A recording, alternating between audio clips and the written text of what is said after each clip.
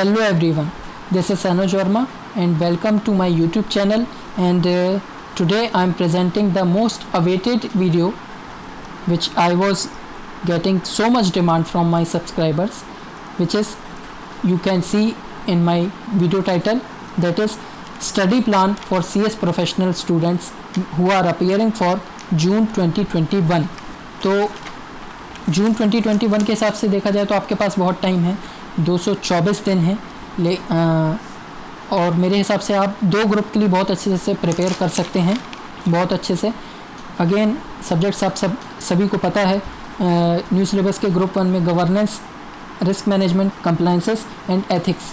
Governance रखना, corporate governance maintain करना, जो एथिक्स मैनर्स CS को मेंटेन करने होते हैं बोर्ड मीटिंग में, कंपनी के जनरल मीटिंग में, इन सब के बारे में अच्छे से पढ़ना। Advance tax laws and practice, second subject of group 1, that is जिसमें 60 मार्क्स का GST है, goods and service tax, 10 marks का कस्टम ड्यूटी है एंड 30 मार्क्स का जो है वो आपको डायरेक्ट टैक्स है।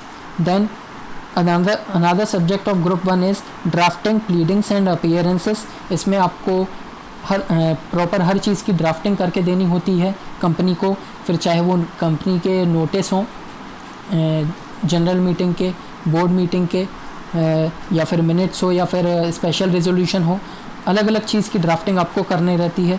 तो उसके बारे में जानना, ड्राफ्टिंग होती क्या है, आर्ट ऑफ एडवोकेसी, ये सारी चीज़ों पे बहुत आपको फोकस रखना है। एंड ग्रुप 2 पे आते हैं secretarial audit, compliance management and due diligence. Most important subject another. CS का एक बहुत अहम हिस्सा होता है सेक्रेटरियल ऑडिट में, जो कि section 204 of the companies act 2013 में दिया हुआ है। तो ये बहुत मायने रखता है। CS जो है वो सेक्रेटरियल ऑडिट करता है, और सेक्रेटरियल स्टैंडर्ड्स जो कि ICSI ने इशू किए हैं वो ये देखती है कि मॉनिटर हुए हैं सही से कि नहीं। तो ये इसके लिए आपको सेक्रेटरियल स्टैंडर्ड्स को भी बहुत अच्छे से ग्रिप में रखना होगा। और सेक्रेटरियल ऑडिट कैसे होता है, क्या होता है, ड्यू डिलिजेंस बनाना और सब कुछ, इन सब को करना, इसके समझना भी और राइटिंग प्रैक्टिस भी करना। Then another subject corporate restructuring, insolvency, liquidation and winding up. Company का अमलगमेशन हो जाना, डीमर्जर हो जाना, लिक्विडेशन, वाइंडिंग अप, कंपनी बंद हो जाना, उसके अलग अलग प्रोसीजर हैं, क्या क्या CS का रोल रहेगा, ये समझना। क्योंकि आप CS बनने चाह रहे हैं तो कंपनी में ऐसी सिचुएशन होगी तो आपको क्या करना होगा। कंपनी किसी दूसरी कंपनी से अमलगमेट हो रही है तो क्या प्रोसीजर रहेगा, CS को क्या रोल प्ले करना पड़ेगा, तो वो आपको जानना ज़रूरी है। तो इन चीज़ों पे फोकस करना है। Resolution of corporate disputes, non compliances and remedies, second group का आखिरी सब्जेक्ट, जो कि जिसमें कॉर्पोरेट डिस्प्यूट हो गया, समझ लीजिए डायरेक्टर और डायरेक्टर में हो गया, एम्प्लॉयर में हो गया, या किसी में भी हो गया, तो उसको CS को सॉल्व करते आना चाहिए। और CS को ही डिस्प्यूट नहीं करना चाहिए, क्योंकि अगर वही डिस्प्यूट करने लगा तो रेमेडी कैसे लाएगा वो। तो ये सब आपको मेन नॉलेज रखना है और उसको प्रेजेंट करके भी आना है। प्रेजेंट कैसे करेंगे, again and again I am focusing on writing practice, जो आपको आएगी पास्ट ईयर के पेपर सॉल्व करने से, तो वो करके रखिए। अमेंडमेंट सारे अच्छे से देख के रखिए। देन ग्रुप 3 में 2 सब्जेक्ट्स ओपन बुक बेस्ड है, multidisciplinary case studies. Then एक इलेक्टिव सब्जेक्ट है जो आपको लिस्ट दी जाएगी, आपको चूज़ करना पड़ेगा जो सब्जेक्ट आप चूज़ कर सकते हैं। ओपन बुक सब्जेक्ट के बारे में मैं बता दूँ ये होता क्या है। ओपन बुक, आप एक बुक लेके जाएंगे, जो मॉड्यूल आपको मिलेगी इंस्टीट्यूट से, आप वो एग्ज़ाम हॉल में लेके जाएंगे और आप पेपर देंगे अपना, बुक से देख करके आपको अलाउ किया जाएगा। हाँ, यानी चीटिंग करने दी जाएगी, लेकिन उसको स्मार्टली करना है ताकि 3 घंटे में आप पेपर भी कर लें देख के और कोई दिक्कत भी ना हो।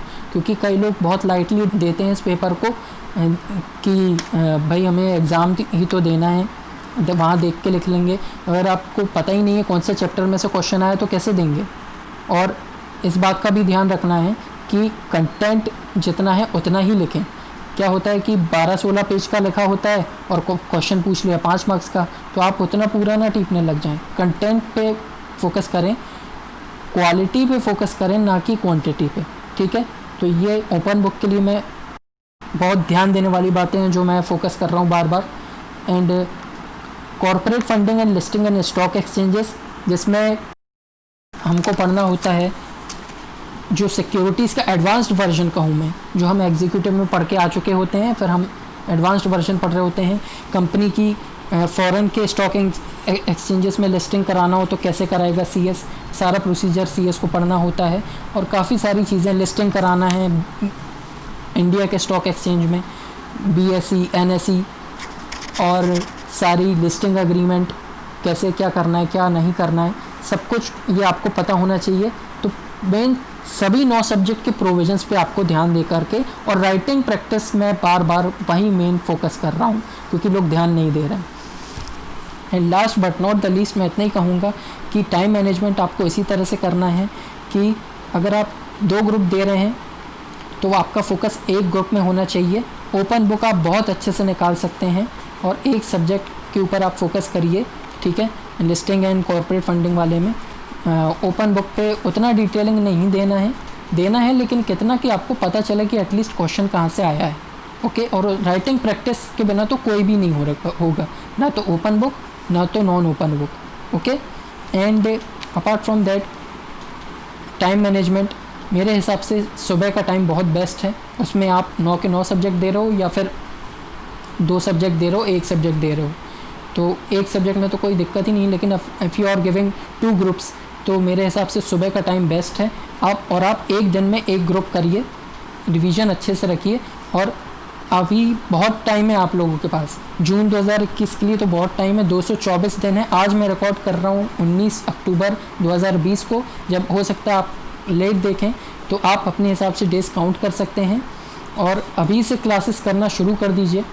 कोरोना का जो क्राइसिस चल रहा है उसको घर पे बैठे हैं, अभी से क्लासेस करना शुरू कर दीजिए और यूटिलाइज़ करिए अच्छे से, ताकि आपको एंड टाइम पे कोई दिक्कत ना जाए। क्योंकि जून में फर्स्ट वीक से पेपर होते हैं, सबसे बड़ा ड्रॉबैक ये होता है 1 तारीख से होते हैं। दिसंबर में तो फिर भी लास्ट के 20 दिन भी मिल जाते हैं, लेकिन जून में 1 तारीख से ही पेपर होता है। तो जितना मैंने बताया है उसको अच्छे से करने की कोशिश करिए। ओपन बुक में लाइटली मत लीजिए और बाकी सारी चीज़ें मैंने जो मुझे लगता है कि मैंने कवर कर ली हैं। और कुछ है तो मुझे कमेंट बॉक्स पे पूछिए, और मेरा नंबर फ्लैश होता हुआ दिख रहा होगा आपको। और कोई डाउट आता है इसके रिगार्डिंग जो मैं नहीं बता पा रहा हूँ तो आप मुझे कॉल कर सकते हैं किसी भी टाइम में। I am there for you all any time, ठीक है।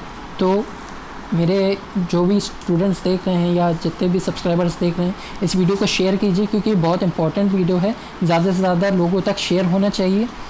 सो जितने भी नए लोग आ रहे हैं please subscribe my channel, share कीजिए एंड बेल आइकन क्लिक कीजिए, इससे आपको अपकमिंग वीडियोस दिखते जाएंगे। Thank you very much.